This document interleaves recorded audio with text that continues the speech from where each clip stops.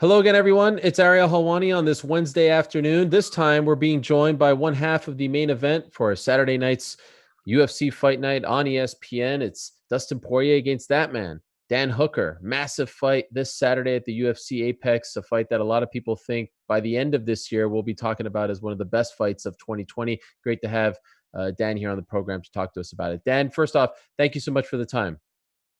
No trouble at all. Got a good night's sleep last night. We arrived into Las Vegas. Me and my team arrived at the host hotel, got our first little coronavirus test, and we're all clear this morning and we're all set.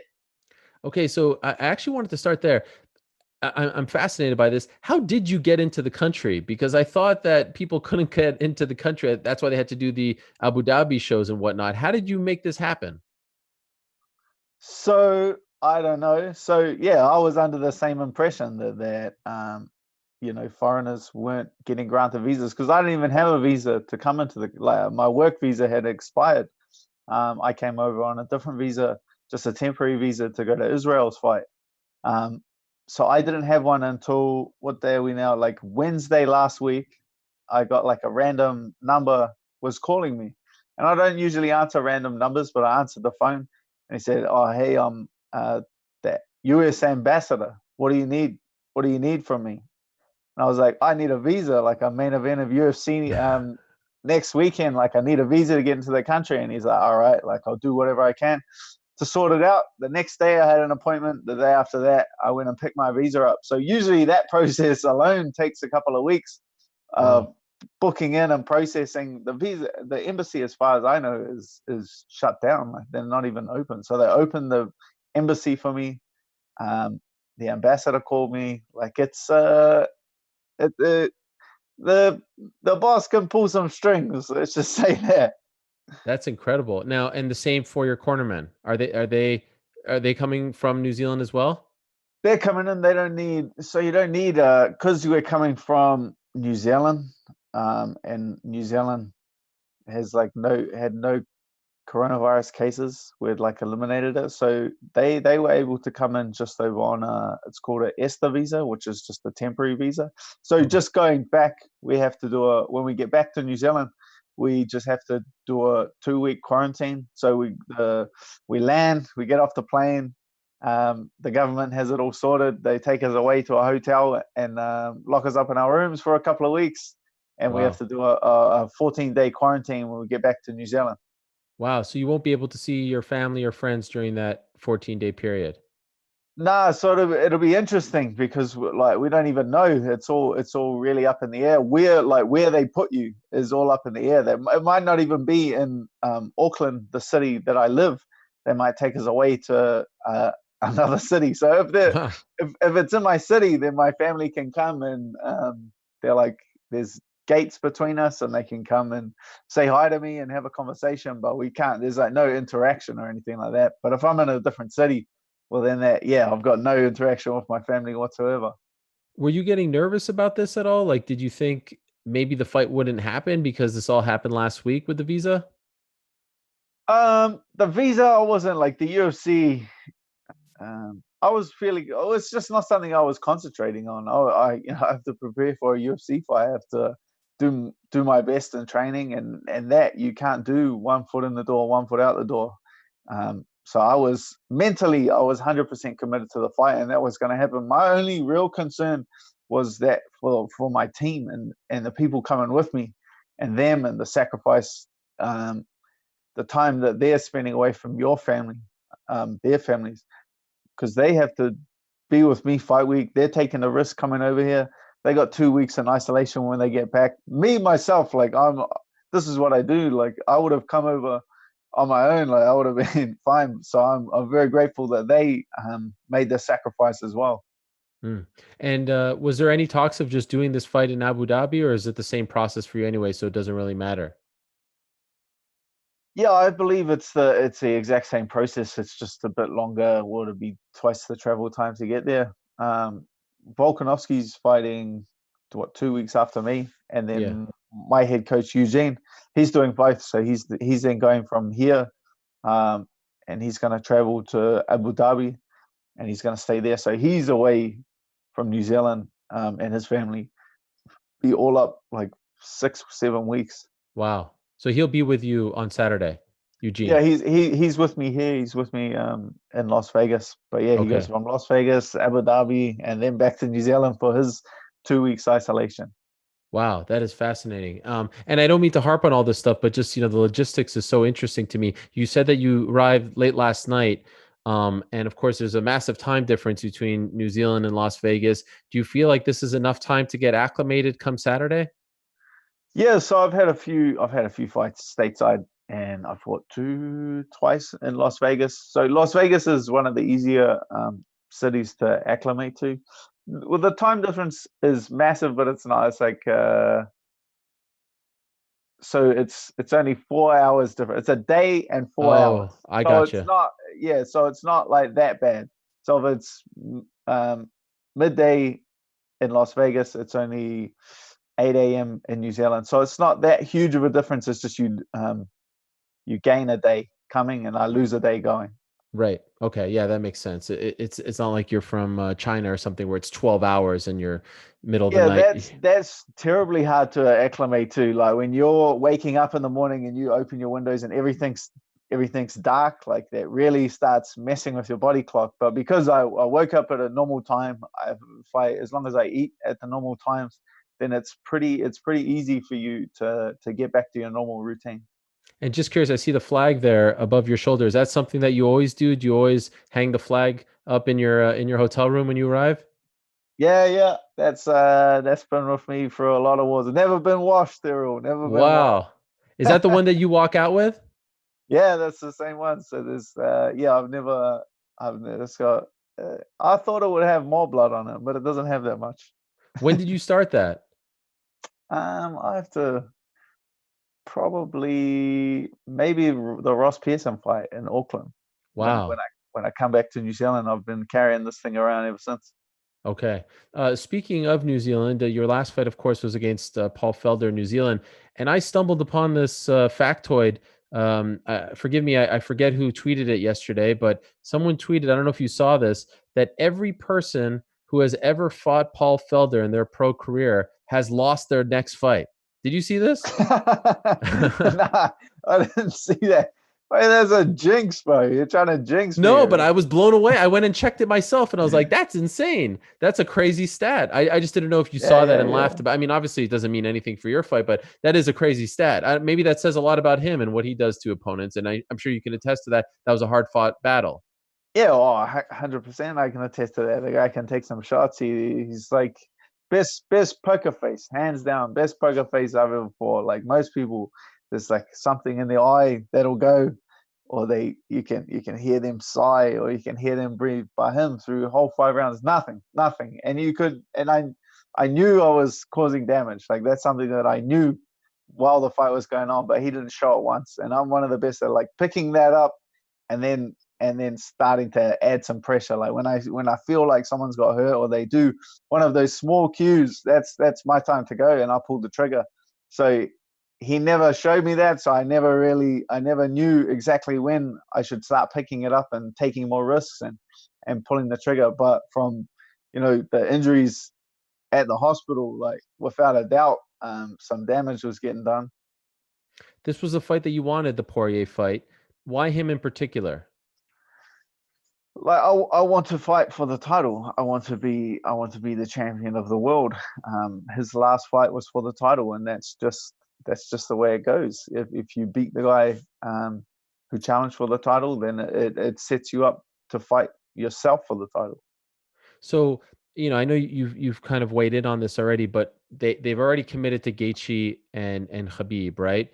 Do you feel like you can be the next guy and just wait, or do you think? Because my theory is, and I want to get your take on this. I feel like the winner of this fight puts himself in line for one of three things. Number one, a Tony Ferguson fight. Number two, a potential Conor McGregor fight, or number three, the wild card, maybe a Nate Diaz fight. Am I on the right track here? Or am I totally off base? What do you think? Well, that's the thing. You're definitely with a victory here, especially a very impressive victory. You're setting yourself up to be the next guy in line. That fight is set, and that fight, Gaethje's not going to fight Conor McGregor. I don't think Conor McGregor is going to jump into that fight if one of those two guys get injured last minute. But who can? I'm the guy that's going to, this is the fight game. Khabib, he's, there's a lot going on. It's a pretty crazy time. Like, I'm the guy that's going to fill that spot. If the UFC want me to fight to solidify that against Tony Ferguson or Conor McGregor or someone like that, that's something that I'm happy to do. I like to stay active. I'm not a guy that likes to sit out and wait, but I definitely solidify myself as the next guy to do it. I don't know why I would fight Nate Diaz. What? Just a big name, just a big name, Big name. Yeah, that's all. But maybe that's not what you're interested in right now. I have my eyes set on the title. Okay. I think once you have the title and you're pulling pay-per-view points, then you're going to start searching for those big names. But even with the win, even with the stoppage win, I don't think Conor McGregor actively searches for this fight. I don't think it's a fight that makes much sense for him. He's in that position now where he gets pay-per-view points, so he's just trying to get the big name guys, the guys that can draw attention and draw eyes of the mainstream audience. Mm-hmm. I saw that Gaethje tweeted that he thinks that you're going to get murked, as he said on Twitter. Is there some issue there between you guys? It didn't seem like you. Nah, like it is what it is. Like Dustin Poirier knocked him out. It's the same as Eddie Alvarez picking against me. Like they both got knocked out by Dustin Poirier. If I go and knock him out, it makes them look less impressive. So obviously they want to root. If someone beats you, you want to see them do well and you want to see them win, Right. because it makes you look better. Right. He's looked good as of late. Obviously, he had the loss to Khabib, but everyone loses to Khabib, right? Everyone doesn't have a good day against Khabib. Was there anything that you learned in that fight against Khabib? His style is dramatically different than yours, Khabib's style. But is there anything you can take away from that fight to look to build on in this fight? Honestly, I didn't watch that fight. That's like that's one of the Really? fights that I didn't watch it. What am I going to get from Right. the way that we approach it? The style matchup is completely different. I watched it at the time. I remember, of course, watching it at the time, but I haven't gone back and studied that fight. I don't look when I look at my opponents or I study opponents, and I don't look for weaknesses. That's not something that I go and analyze. I don't go back and look at, oh, he quit there, oh, there's a gap there, because I expect them to go back and watch their fights and fix that. I expect they had a bad day. I don't expect them to make the same mistake twice. I expect them to have corrected that. Your greatest weakness lies like in your strengths, right? Like that's something that you can go back and you can guarantee that they're going to fall to. So, were there any fights in particular that you studied of his where he did look really good? I don't. It's funny. Like I love analyzing fights, but not my own fights. Like I don't like to spend too much time analyzing my own opponents because I have such incredible coaches that go away and do that. You can overanalyze, and if you overanalyze, you freeze, right? You're waiting for something, or you freeze for something. So I get a general idea. Like I'll watch the last few fights a couple of times or once, and I get a general idea of the looks that I'm going to encounter, but I leave the actual breakdown and actual study to my coaches. Every time I talk about you, especially as of late, I always bring up the Barboza fight because I remember watching that fight and feeling bad for you in that moment because it just seemed like nothing was going your way. And the way that you have reinvented yourself and the streak that you have gone on since then is really a great story to be told and an inspiration for fighters that, hey, even if you have a bad night, it's not the end. You can bounce back and you can be a title contender afterwards and whatnot. And it's amazing that here you are fighting a week after that controversial moment on Saturday of this past week where the fighter Max Roshkov asked out of the fight and his coach didn't want him to stop fighting. And I know you kind of addressed this on Twitter, but I think maybe you might have deleted a comment if the internet is to be believed. Well, I'm happy to talk. I'm happy to talk about it. If you want to ask a question, Yes. I'm happy to discuss. I'm just okay. So, what did you think of A, him saying that he wanted out, and B, the coach Robert Drysdale saying no, let's keep going? So you want like my analysis of the Yeah. entire situation. At the time, I didn't even see that fight. I just watched a little clip, the highlight of ESPN of him asking out of the fight like 15, 16 times, and his coach trying to convince him. And then everyone kicked up such a fuss that I went back and I watched the fight. Let's say I want to start with an incredible performance from Austin Hubbard. Like that's something no one mentioned. That Austin Hubbard like weathered the early storm, come back and put on an incredible performance. I don't think he's getting enough credit for what he's doing. I lost my train of thought. So Austin looked great, right? Austin looked great. Like it is what it is. The kid was looking for a way out. It was like too much too soon. I don't know why calling him a marshmallow is the biggest insult in human history. Like if you can't take being called a marshmallow on Twitter, I don't think this is the sport for you. Have you ever felt like in that Barboza fight, did you feel like you wanted out? Nah. At no time did I consider that. But that's like I've been doing this I've been in that position. I've been in that position that kid's been in. Every single fight I've lost. Every loss on my career, I've been in that same position where it's tough. I actually went back and watched the fight. That kid, I would say he did well in one round. That could have gone either way and was getting lit up in the second round. Like that's one round apiece. Like his coach was bang on, like grab hold, get a couple of takedowns and see if you can turn it around. But he mentally broke. And it's not like, I know people were saying, oh, short notice, this and that. The kid didn't gas from nothing. He gassed from trying to rip Austin's knee off. He gassed from being overly aggressive, overly trying to hurt his opponent. And that's like one of my pet peeves of this sport is someone that comes out guns blazing, tries to rip your head off, and then as soon as things get tough, they're gonna fold, they're gonna melt.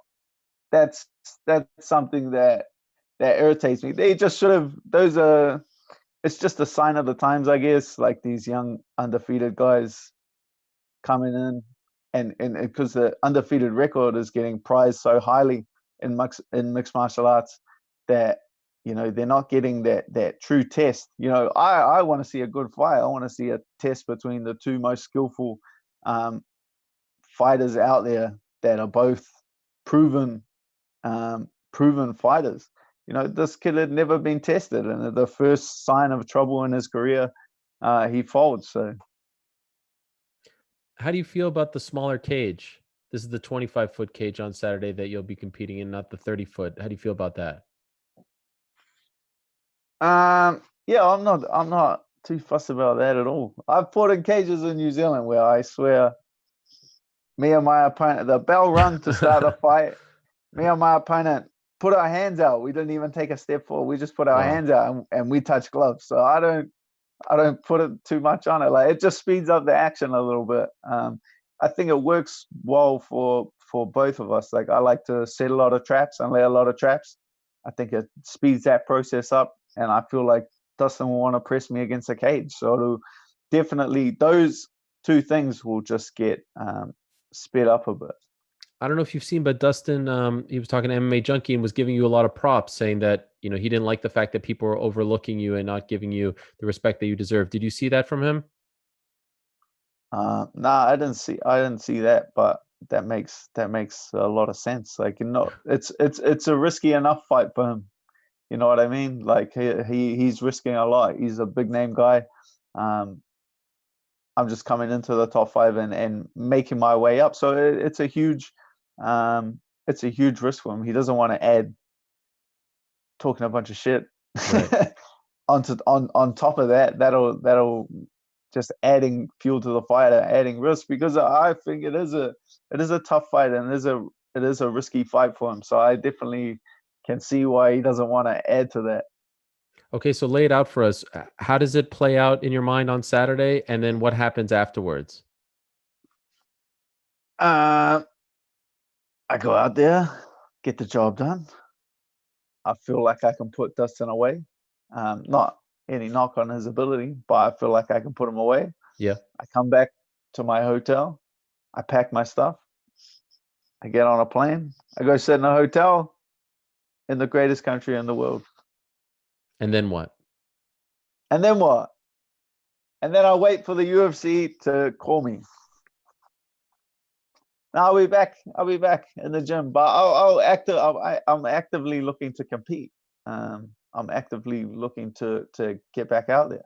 I'm not a guy that's gonna sit and wait. I'm not. If they were like, okay, if everyone says just sit and wait and you'll get a title shot after that fight, like I'm not a guy that likes to wait. But it comes down to who else there is. Conor McGregor saying he's retired. Tony Ferguson took a lot of damage in that fight and needs time. So it's all up in the air. We remember when you told Paul Felder when he was commentating one of your fights that you wanted him next. Do you already have what you're going to say afterwards planned, or not this time? I'm in a funny position. There's a position that I've never been in my career when it doesn't make sense for me to call anyone out. It makes I'm now in a position that will put me in a position where other guys will have to say my name, which is a incredibly different position that I've ever been in before. I've called names my entire career and moved my way further up the rankings, but now I'm in a position where, if Tony Ferguson or Conor McGregor want to fight, they're going to have to come out and ask me. It would be a well-deserved position, especially with a win over Dustin Poirier. That'd be 4 in a row for you. You've been on some kind of roll, my man. I appreciate you doing this after the long journey to Las Vegas. Can't wait for the fight. Best of luck to you on Saturday. Thank you so much. Thank you very much.